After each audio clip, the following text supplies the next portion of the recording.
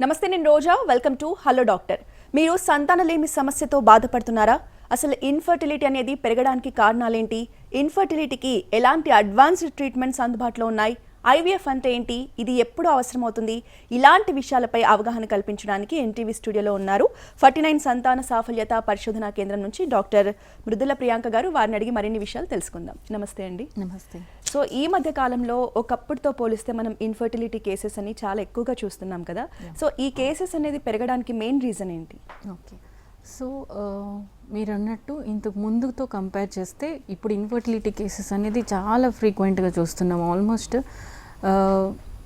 ముందుతో compare చేస్తే చాలా పెరిగింది. ఆల్మోస్ట్ ఒక 10 కపుల్స్ తీసుకున్నాం అనుకోండి.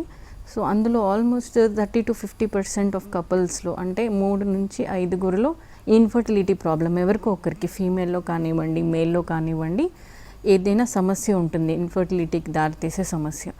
సో ఇది ఇంక్రీజ్ అవ్వడానికి ఏంటి కారణము అంటే మెయిన్గా మన లైఫ్ స్టైల్. సో ముందు మనకి ఎలా ఉండేది ఫిజికల్ యాక్టివిటీ, ఇప్పుడు ఎట్లా ఉంది, ముందుతో కంపేర్ చేస్తే పొల్యూషన్ ఎంత పెరిగింది, రేడియేషన్ ఎంత పెరిగింది, మనకి ఫోన్ యూసేజ్ కానివ్వండి, స్క్రీన్ టైం కానివ్వండి, ఇవన్నీ స్లీప్లెస్నెస్, స్ట్రెస్, ఇవన్నీ కూడా మనకి ఫర్టిలిటీ మీద ఎఫెక్ట్ చూపిస్తాయి. ఎట్లాగైతే వేరే ఆర్గన్స్ మీద లైక్ కిడ్నీ ప్రాబ్లమ్స్ పెరుగుతున్నాయి, డయాబెటీస్ ఇంక్రీజ్ అవుతుంది, ఒబేసిటీ ఇంక్రీజ్ అవుతుంది.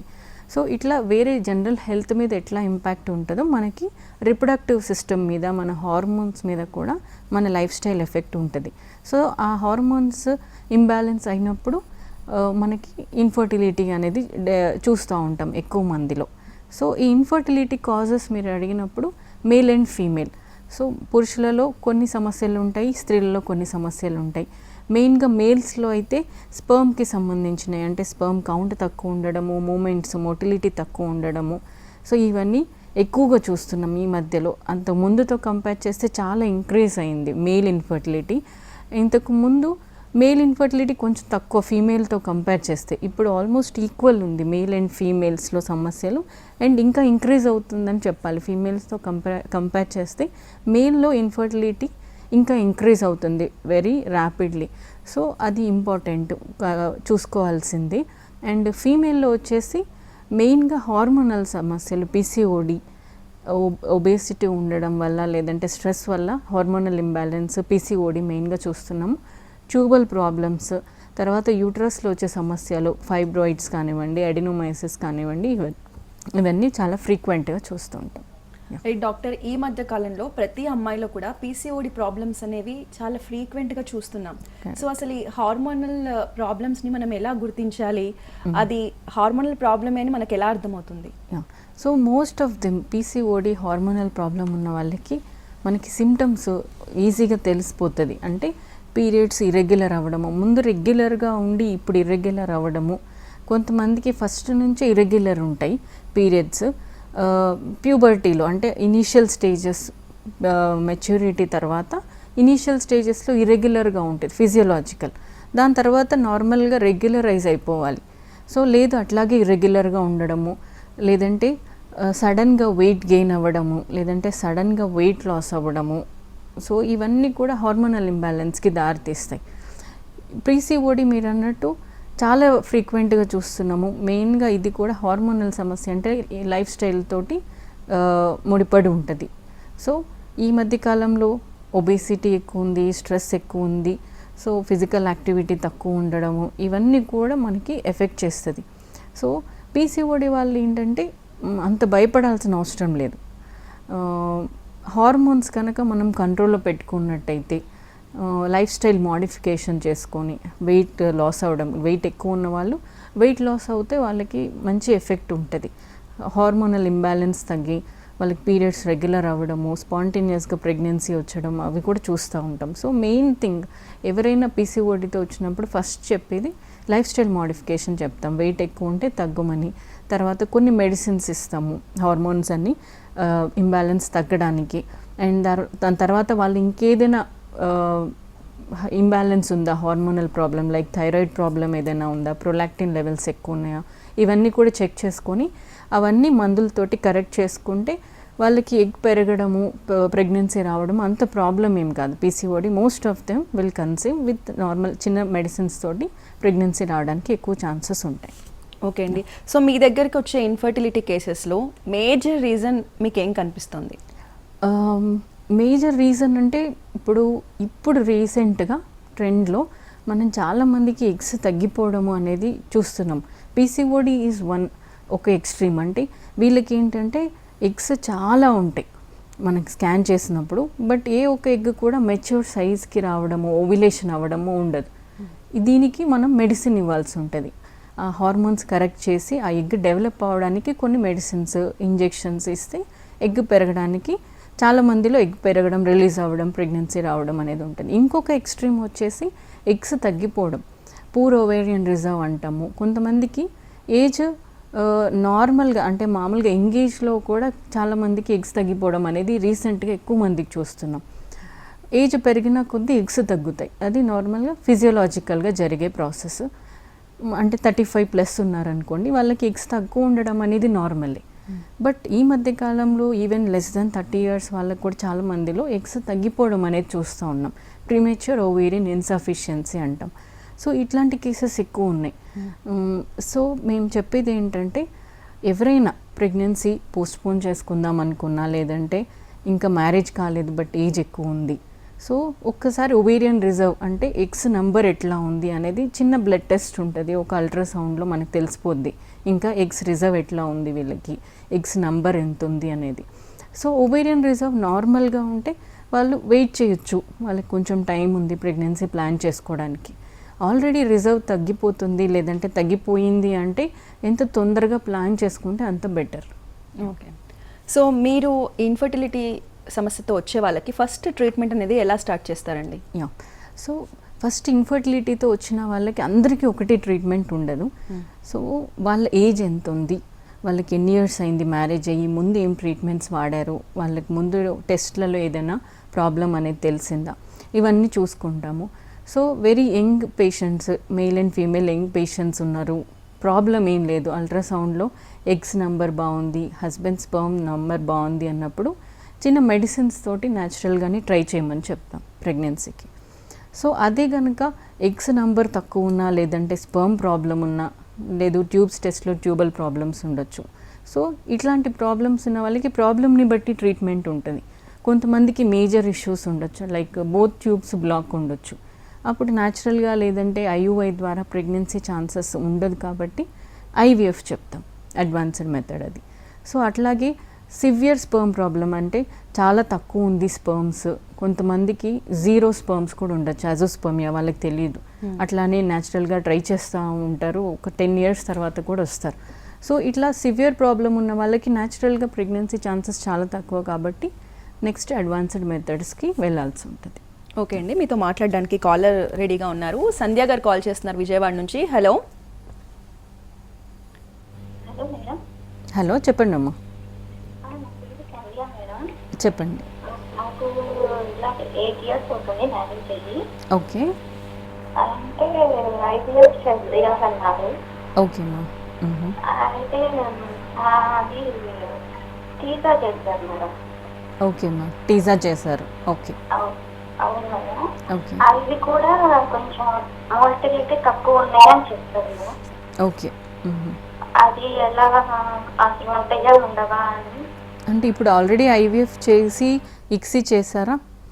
సో టీజా అనేది మనకి ఎప్పుడు చేస్తామంటే హస్బెండ్ స్పర్మ్ టెస్ట్లో 0 స్పర్మ్స్ ఉన్నాయి, అజోస్పర్మియా, బట్ హార్మోన్స్ అనేది ఓకే ఉంది, బ్లడ్ టెస్ట్ చేసినప్పుడు హార్మోన్స్ బాగానే ఉన్నాయి అంటే టీజా చేసి అసలు లోపల స్పర్మ్ ప్రొడక్షన్ ఉందా లేదా అనేది తెలుసుకోవచ్చు. సో యూజువల్గా ఎట్లా ఉంటుందంటే ఒక్కొక్కసారి ట్రయల్ టీజా అనేసి చేస్తారంటే అసలు ఉన్నాయా లేదా స్పర్మ్స్ చూడడానికి అనెస్థీషియా ఇచ్చి నీడిల్ ద్వారా టెస్టిస్ నుంచి డైరెక్ట్గా తీసుకొని శాంపిల్ మైక్రోస్కోప్లో చెక్ చేస్తారు. సో అందులో స్పర్మ్స్ ఉన్నాయి అంటే అప్పుడు మనం వైఫ్ని స్టిమ్యులేట్ చేసి ఐవీఎఫ్కి ఎగ్స్ పికప్ చేసి ఆ రోజు మళ్ళీ టీజా చేసి స్పర్మ్ ఇంజెక్ట్ చేయొచ్చు. లేదు ఇంకొక వే ఏంటంటే మనం డైరెక్ట్గా ఐవీఎఫ్కి స్టిమ్యులేట్ చేసుకొని వైఫ్కి ఎగ్ పికప్ రోజు అదే రోజు మనం స్పర్మ్ కూడా టీజా చేసి స్పర్మ్స్ వచ్చాయి మంచిగా ఉన్నాయి క్వాలిటీ అంటే డైరెక్ట్గా ఎగ్లో ఇంజెక్ట్ చేసేసి ఇక్సీ చేసుకొని ఎంబ్రియోస్ ఫామ్ చేసుకోవడం. సో వీళ్ళు చెప్పిన దాని ప్రకారం టీజా చేశారు అనేసి అన్నారు, బట్ ఆల్రెడీ ఇక్సీ చేసేసారా స్పర్మ్స్ అనేది మనకు తెలీదు. సో టీజాలో ఒకవేళ మొటిలిటీ తక్కువ ఉంది, లేదంటే ఇమ్మొటైల్ కూడా ఉండొచ్చు, ఒక్కొక్కసారి స్పర్మ్స్ అసలు మూమెంట్స్ లేకుండా ఉండొచ్చు. సో ఇది మూమెంట్స్ లేకపోయినా లైవ్ స్పర్మ్సా కాదా అనేది తెలుసుకోవడానికి కొన్ని టెస్ట్స్ ఉంటాయి, ఎంబ్రియాలజిస్ట్ సెలెక్ట్ చేసుకోగలుగుతారు. ఉన్న స్పర్మ్స్లో వాళ్ళదే స్పర్మ్ కావాలి, జీన్స్ కావాలి అన్నప్పుడు ఇది ఒక్కటే ఆప్షన్ ఉంటుంది, టీజా చేసుకోవడము. ఆ ఉన్న స్పర్మ్స్లో మంచిది సెలెక్ట్ చేసుకోవడానికి కొన్ని మెథడ్స్ ఉంటాయి. Embryologist they will see the morphology, sperm morphology ఎట్లా ఉంది అన్నీ చూసుకొని బెటర్ స్పర్మ్ సెలెక్ట్ చేసుకొని ఎగ్లోకి ఇంజెక్ట్ చేయడం ద్వారా మంచి ఎంబ్రియోస్ వచ్చే ఛాన్సెస్ ఉంటాయి. ఓకే అండి. సో ఐవీఎఫ్ ట్రీట్మెంట్ అనేది ఎలాంటి రిజల్ట్స్ ఇస్తుందండి జనరల్గా? ఓకే, సో ఐవీఎఫ్ ట్రీట్మెంట్ యూజువల్గా మనకి సక్సెస్ రేట్స్ ఇప్పుడు వచ్చిన మనకి లేటెస్ట్ డ్రగ్స్ తోటి ఇంప్రూవ్మెంట్స్ తోటి సక్సెస్ రేట్స్ కూడా ఇంప్రూవ్ అయినాయి. So almost 50 to 60% pregnancy rates ఉంటుంది ఐవీఎఫ్. బట్ ఇది అందరికీ ఒకటేలా ఉండదు, it depends on age, female age especially. Age of the patient తక్కువ ఉంది అంటే మనకి సక్సెస్ రేట్స్ ఎక్కువ ఉంటాయి. అండ్ ఏ కారణం వల్ల మనం ఐవీఎఫ్ చేస్తున్నాము, కొంతమందికి ఎగ్స్ బాగుంటాయి, స్పర్మ్ బాగుంటుంది, ఓన్లీ ట్యూబల్ ప్రాబ్లం ఉంది, సో వీళ్ళకి బెటర్ సక్సెస్ రేట్స్ ఉంటాయి అట్లా. సో ఏజ్ కనుక ఎక్కువ ఉంది పేషెంట్కి, ఎగ్స్ నంబర్ చాలా తక్కువ ఉంది, తీసినప్పుడు క్వాలిటీ తక్కువ ఉంది ఎగ్స్, సో కొంచెం సక్సెస్ రేట్స్ తక్కువ ఉంటాయి. సో అందరికీ సేమ్ కాదు, but it will be like 50 to 60% per cycle. Right. So doctor గారు, ఇన్ఫర్టిలిటీకి ఉన్న అడ్వాన్స్ ట్రీట్మెంట్స్ గురించి, దాని ప్రాసెస్ గురించి ఒకసారి ఎక్స్ప్లెయిన్ చేస్తారా? Yeah sure. సో ఇన్ఫర్టిలిటీలో మనకి అడ్వాన్స్డ్ మెథడ్స్ అంటే ఐవీఎఫ్, ఇక్సీ అంటాము, in vitro fertilisation and intracytoplasmic sperm injection. So ఇది అడ్వాన్స్డ్ మెథడ్ ఆఫ్ ట్రీట్మెంట్. ఏదైనా మేజర్ ప్రాబ్లమ్స్ ఉన్నాయన్న వాళ్ళకి ఐవీఎఫ్ సజెస్ట్ చేస్తాం. సో ఇది ప్రొసీజర్ ఎట్లా ఉంటుంది అంటే, ఒక కపుల్కి మనం వీళ్ళకి ఐవీఎఫ్ అని డిసైడ్ అయ్యాక వాళ్ళకి ఫీమేల్ని పీరియడ్ సెకండ్ డే పిలుస్తాం. ఒక అల్ట్రాసౌండ్ చేసుకొని ఓకే సిస్టమ్ లేదు, ఎగ్స్ నంబర్ ఎట్లా ఉంది, ఎగ్స్ సైజ్ ఎట్లా ఉంది అన్నీ చెక్ చేసుకున్నాక ఇంజెక్షన్స్ స్టార్ట్ చేస్తాం. ఈ ఇంజెక్షన్స్ ఏంటంటే గోనడోట్రోఫిన్స్ ఇంజెక్షన్స్. ఇవి ఎందుకు ఇస్తాము, మామూలుగా న్యాచురల్ సైకిల్లో అయితే 1 లేదా 2 ఎగ్స్ మ్యాక్సిమం పెరుగుతాయి. అదే మెడిసిన్స్ ఇచ్చినా కూడా ట్యాబ్లెట్స్ తోటి 1, 2 లేదా 2 ఎగ్స్ పెరగడానికి ఇస్తాం. సో ఐవీఎఫ్లో ఏంటంటే చాలా ఎగ్స్ పెరగడానికి మనము ఈ గోనడోట్రోఫిన్ ఇంజెక్షన్స్ డైలీ ఇస్తాం, కొంచెం ఎక్కువ డోస్లో. బికాస్ ఆ మంత్లో ఉన్న ఎగ్స్ అన్నీ మనకి పెరగాలి సైజ్. సో ఇట్లా ఇంజెక్షన్ స్టార్ట్ చేసుకున్నాక ఆల్మోస్ట్ ఆల్టర్నేట్ డేస్ అట్లా అల్ట్రాసౌండ్ చేసుకుంటూ ఎట్లా పెరుగుతున్నాయి ఎగ్స్ సైజు అనేది మానిటర్ చేస్తాము. అట్లాగే హార్మోన్ లెవెల్స్ కూడా మానిటర్ చేసుకోవాలి. సో ఒక్కరోజు మనకి ఈరోజు స్కాన్లో ఎగ్స్ చాలా బాగుంది, సైజు మెచ్యూరిటీ సైజ్కి వచ్చేసింది అంటే అప్పుడు ట్రిగ్గర్ ఇంజెక్షన్ అనేది ఒకటి ఉంటుంది. ఇది maturity, final maturity of egg కోసం ఈ ట్రిగ్గర్ ఇంజెక్షన్ ఇచ్చి దాని తర్వాత యూజువల్గా 35-36 అవర్స్కి మనం ఎగ్ పికప్ చేస్తాం. సో ఈ ఎగ్ పికప్ చేసినప్పుడు అదే రోజు మళ్ళీ హస్బెండ్ స్పర్మ్ శాంపిల్ తీసుకొని ఎగ్స్లోకి స్పర్మ్ ఇంజెక్ట్ చేస్తాము డైరెక్ట్గా. దీన్ని ఇక్సీ అంటారు. సో ఇట్లా ఎగ్స్ స్పర్మ్ ఇంజెక్ట్ చేసుకొని కల్చర్ చేసుకొని 3rd డే ఎన్ని ఎంబ్రియోస్ వచ్చాయి, 5th డేకి ఎన్ని ఎంబ్రియోస్ వచ్చాయి, ఇవన్నీ చెక్ చేసుకొని ఏవైతే మంచిగా ఉన్నాయి క్వాలిటీ ఎంబ్రియోస్ అవి ఫ్రీజ్ చేస్తాము. లేదంటే అదే మంత్లో కనుక హార్మోన్స్ అన్నీ బాగున్నాయి, ఎండోమెట్రియం అంటే గర్భసంచి లైనింగ్ కూడా చాలా బాగుంది అంటే అదే మంత్లో ఎంబ్రియో ట్రాన్స్ఫర్ చేసుకోవచ్చు, దాన్ని ఫ్రెష్ ట్రాన్స్ఫర్ అంటారు. అదే ఒకవేళ మనకు అనుకూలంగా లేదు అన్నప్పుడు అన్ని ఎంబ్రియోస్ ఫ్రీజ్ చేసేసుకొని నెక్స్ట్ సైకిల్లో మనం లైనింగ్ కోసం మెడిసిన్స్ ఇచ్చి ఎప్పుడు లైనింగ్ బాగుంటే అప్పుడు ఎంబ్రియో ట్రాన్స్ఫర్ చేస్తాం. దీన్ని ఫ్రోజన్ ఎంబ్రియో ట్రాన్స్ఫర్ అంటాం. సో యూజువల్గా టైమ్ మనకి ఎంబ్రియోస్ రెడీ చేసుకోవడానికి 10 to 15 డేస్ పడుతుంది ఒక మంత్లో ఫస్ట్ ఇనిషియల్గా. సో అదే బాగుంది లైనింగ్ అంటే ట్రాన్స్ఫర్ కూడా అదే మంత్లో అయిపోతుంది. ఒకవేళ కాలేదు అంటేనే నెక్స్ట్ మంత్ ట్రాన్స్ఫర్. ఎప్పుడు ఎండోమెట్రియం, కొంతమందికి ఎండోమెట్రియం సమస్య ఉండొచ్చు, లైక్ ఎడినోమయోసిస్ ఉండొచ్చు, లేదంటే థిన్ ఎండోమెట్రియం అంటాము. సో ఇట్లాంటి ఎండోమెట్రియం సమస్యలు ఉన్న వాళ్ళకి కొంచెం టైం ఎక్కువ తీసుకుంటుంది. బట్ యూజువల్గా వితిన్ 2-3 మంత్స్ మనకి ప్రాసెస్ అంతా కంప్లీట్ అవుతుంది. అండ్ ఈ ఎగ్ పికప్ మాత్రమే పికప్ అయ్యేంత వరకు మాత్రమే డైలీ పిలుస్తాం పేషెంట్ని ఇంజెక్షన్ కోసం, మధ్యలో స్కాన్స్ కోసం. వేరే టైం అంతా అంటే పికప్ అయిపోయి ఎంబ్రియోస్ రెడీ అయ్యాక వేరే టైం అంతా యూజువల్గా ఫ్రీక్వెంట్గా రావాల్సిన అవసరం ఉండదు పేషెంట్స్. డే 2 ఆఫ్ సైకిల్ తర్వాత 10 డేస్కి పిలుస్తాం ఎండోమెట్రియం ఎట్లా ఉంది అని చూడడానికి. సో ఫ్రీక్వెంట్ విజిట్స్ ఏమి ఉండవు after egg pickup. And rest కూడా అడుగుతూ ఉంటారు చాలామంది. సో ఈ టైం మొత్తంలో కూడా ఎక్కడ బెడ్ రెస్ట్ అనేది మేము అడ్వైస్ చేయము. వర్కింగ్ ఉమెన్ కూడా వాళ్ళు జాబ్ చేసుకుంటూ ఈ ప్రాసెస్కి వెళ్ళొచ్చు.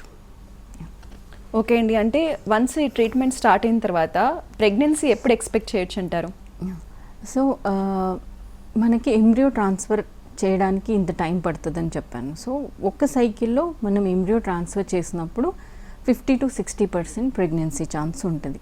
సో ఎందుకు 100% ఎందుకు లేదు, ఎంబ్రియోస్ కూడా రెడీ చేశారు బాగుంటేనే ట్రాన్స్ఫర్ చేస్తారు, but it is not 100%.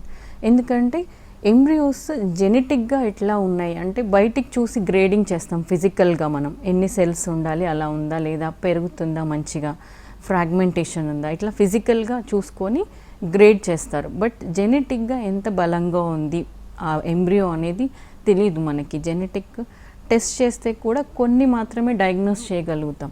So అందుకని మనము మంచి క్వాలిటీ ఎంబ్రియోస్ ఎండోమెట్రియం చాలా బాగున్నప్పుడు ట్రాన్స్ఫర్ చేస్తే ఇట్ ఈస్ 60%. సో ఒకసారి ప్రెగ్నెన్సీ రాలేదనుకోండి, ఎంబ్రియో ట్రాన్స్ఫర్ చేసాము రాలేదు అంటే మిగిలిన ఎంబ్రియోస్ మళ్ళీ ట్రాన్స్ఫర్ చేసుకోవచ్చు. అన్నీ ఒకేసారి చేయము. ఒక సైకిల్లో 2 ఎంబ్రియోస్. సో ఏదైనా ఎక్స్ట్రా ఎంబ్రియోస్ ఫ్రీజింగ్లో పెట్టుకొని మళ్ళీ we can try next. So మళ్ళీ చేసినప్పుడు కూడా it will be 60% pregnancy chance ఉంటుంది. సో రిపీటెడ్గా రావట్లేదు అన్న వాళ్ళకి మాత్రము నెక్స్ట్ వేరే అడ్వాన్స్డ్ టెస్ట్స్ ఉంటాయి. లైక్ ఎంబ్రియో టెస్టింగ్, ఎంబ్రియోకి చిన్న జెనెటిక్ టెస్ట్, ఏదైనా క్రోమోజోమల్ అబ్నార్మాలిటీస్ ఉన్నాయా, బాగున్నాయి కానీ ఎందుకు ప్రెగ్నెన్సీ రావట్లేదు అని ఒక ఎంబ్రియో టెస్ట్ చేయొచ్చు. సో ఏది నార్మల్గా ఉంది అని వస్తే రిపోర్ట్ ఆ ఎంబ్రియో ట్రాన్స్ఫర్ చేసుకోవచ్చు. సో పర్ సైకిల్ 60%, 3 టైమ్స్లో మ్యాక్సిమం విల్ కన్సీవ్ 90% వరకు ప్రెగ్నెన్సీ వచ్చే ఛాన్స్ ఉంటుంది.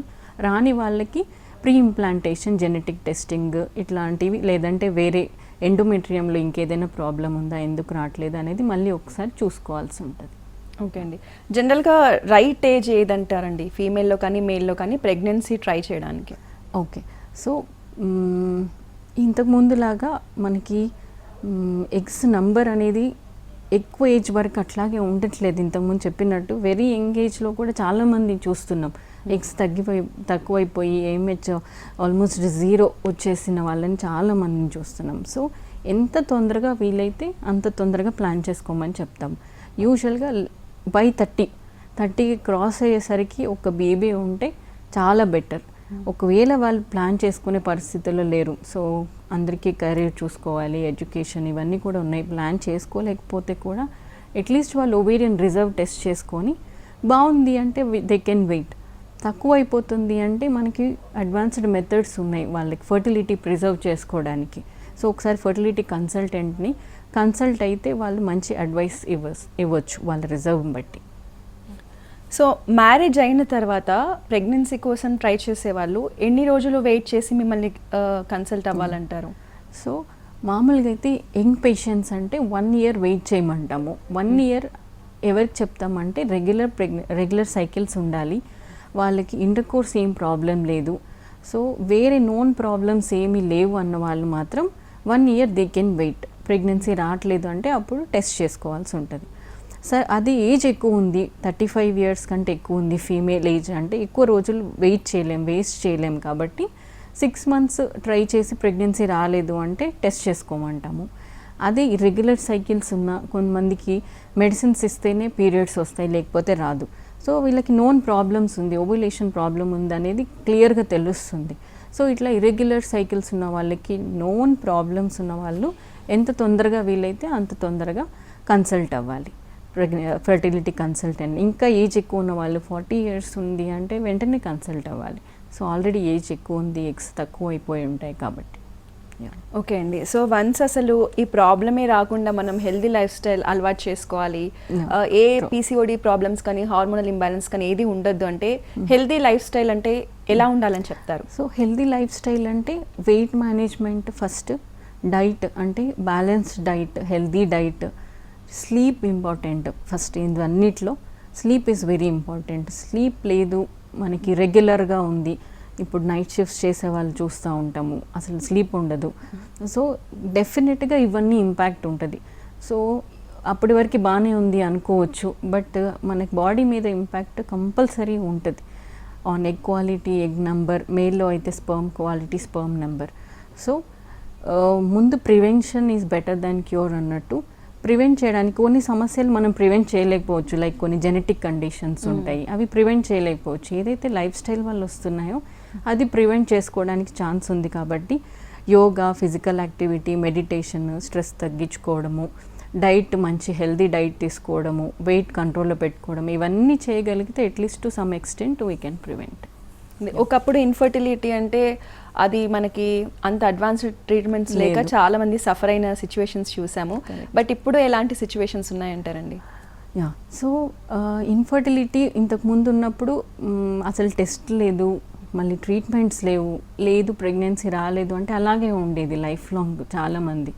సో ఇప్పుడు కొంచెం స్టిగ్మా కూడా తగ్గింది పీపుల్లో కూడా. అంటే వాళ్ళు రావడానికి, హాస్పిటల్కి రావడానికి అంత ఆలోచిస్తలేరు. ఇంతమందికి చూసాక ఇన్ఫర్టిలిటీ సమస్య, ఆ స్టిగ్మా కూడా కొంచెం తగ్గింది. వాళ్ళు కూడా, పేషెంట్స్ కూడా వస్తున్నారు, తొందరగా వస్తున్నారు ప్రెగ్నెన్సీ ట్రీట్మెంట్స్ కోసం. అండ్ చాలా ప్రాబ్లమ్స్కి ట్రీట్మెంట్స్ అనేది ఉన్నాయి అందుబాటులో. ఎగ్ ఒకవేళ తక్కువ అయిపోతున్నాయి అంటే ఏం చేయాలి, స్పర్మ్ తక్కువ ఉంటే ఏం చేయాలి. ఇంతకుముందు స్పర్మ్ లేదు అంటే donor sperm is the only option. But ఇప్పుడు వాళ్ళదే స్పర్మ్ ట్రై చేయడానికి చాలా ఆప్షన్స్ ఉన్నాయి. సో అడ్వాన్స్డ్ మెథడ్స్ ఉన్నాయి. అండ్ డ్రగ్స్ కూడా సేఫ్టీ ఇంక్రీజ్ అయింది, సైడ్ ఎఫెక్ట్స్ తక్కువ ఉన్న డ్రగ్స్ చాలా వచ్చాయి. అండ్ ఓహెచ్ఎస్ఎస్ అంటాము, ఐవీఎఫ్ మెయిన్ భయపడేది ఓహెచ్ఎస్ఎస్.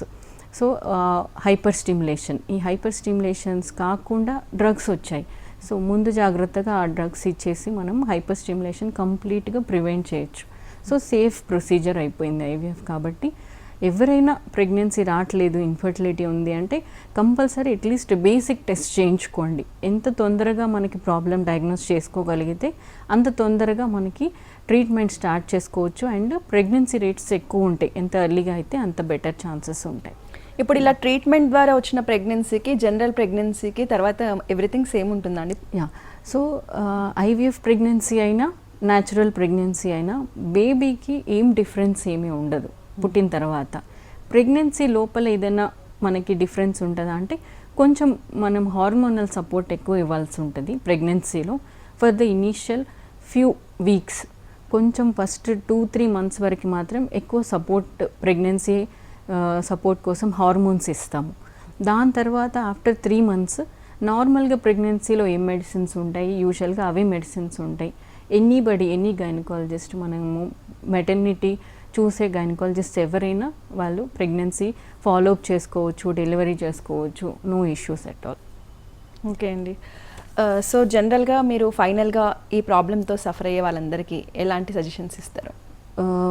సో ఇప్పుడు ఈ ప్రాబ్లంతో సఫర్ అయ్యే వాళ్ళకి ఒకటి ఏంటంటే భయం ఉంటుంది.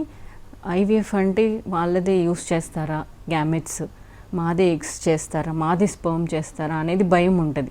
సో దానివల్లనే కొంతమంది చేయించుకోకుండా ఉంటారు. వాళ్ళకి ఎంత ప్రాబ్లం ఉన్నా కూడా, చెప్పినా కూడా వాళ్ళు అదైతే ఉంటుంది మైండ్లో. సో ఇప్పుడు 49లో మేము కొత్తగా ఆర్ఐ విట్నెస్ అనేది లాంచ్ చేసాం. This is radio frequency identification అనమాట. అంటే ఏ గ్యామెట్స్ మిస్ మ్యాచ్ అవ్వకుండా, అంటే ఏమి ఫుల్ ప్రూఫ్ లాగా అనమాట. ఒక్కొక్క పేషెంట్కి ఒక్కొక్క ఐడి ఇస్తాము, రేడియో ఫ్రీక్వెన్సీ ఐడెంటిఫికేషన్. సో వాళ్ళ గ్యామెట్స్కి అదే ఉంటుంది, ట్యాగ్ చేస్తారు. సో ఎక్కడ మిస్ప్లేస్ అవ్వకుండా, ఏది మిస్ మ్యాచ్ అవ్వకుండా. ఇంతకుముందు మాన్యువల్గా విట్నెస్ సిస్టమ్, అంటే ఇద్దరు ఎంబ్రియాలజిస్ట్ చూసి కన్ఫర్మ్ చేసుకున్న తర్వాతే వాళ్ళది ఇక్సీ చేయడము, ఎంబ్రియో ట్రాన్స్ఫర్ చేయడం, ఇవన్నీ ఉంటాయి. సో ఇప్పుడు ఇదేంటంటే ఎలక్ట్రానిక్ మానిటరింగ్. సో ఇంకా ఎక్కువ హ్యూమన్ ఎర్రర్స్ ఏమీ లేకుండా, ఎక్కడ కూడా ప్రాబ్లం అవ్వకుండా మనకి వాళ్ళ గ్యామెట్సే ఉంటుంది, వాళ్ళ స్పర్మ్, వాళ్ళ ఎగ్సే ఉంటుంది, ఎక్కడ మిస్ మ్యాచ్ అవ్వకుండా. వాళ్ళకి కూడా కొంచెం ఎక్కువ కాన్ఫిడెన్స్ ఉంటుంది పేషెంట్స్కి. సో ఇది మేము రీసెంట్గా 49లో కూడా లాంచ్ చేసాము అన్ని బ్రాంచెస్లో. సో ఏదైనా ఇన్ఫర్టిలిటీ, ప్రెగ్నెన్సీ రావట్లేదు, ట్రై చేస్తున్నారు అన్నప్పుడు కంపల్సరీ టెస్ట్ చేసుకోండి. టెస్ట్లో కనుక ఏదైనా ప్రాబ్లం ఉంది అంటే దాని గురించి టెన్షన్ పడని అవసరం లేదు, బికాస్ సొల్యూషన్ ఉంది ఫర్ ఎవ్రీ ప్రాబ్లం. ట్రీట్మెంట్ తీసుకోండి.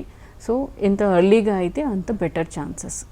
సో ఫైనల్గా చెప్పండి డాక్టర్, ఈ ట్రీట్మెంట్ ప్రాసెస్ అనేది పేషెంట్స్కి కష్టంగా ఉంటుందా లేదంటే ఎలా ఉంటుంది?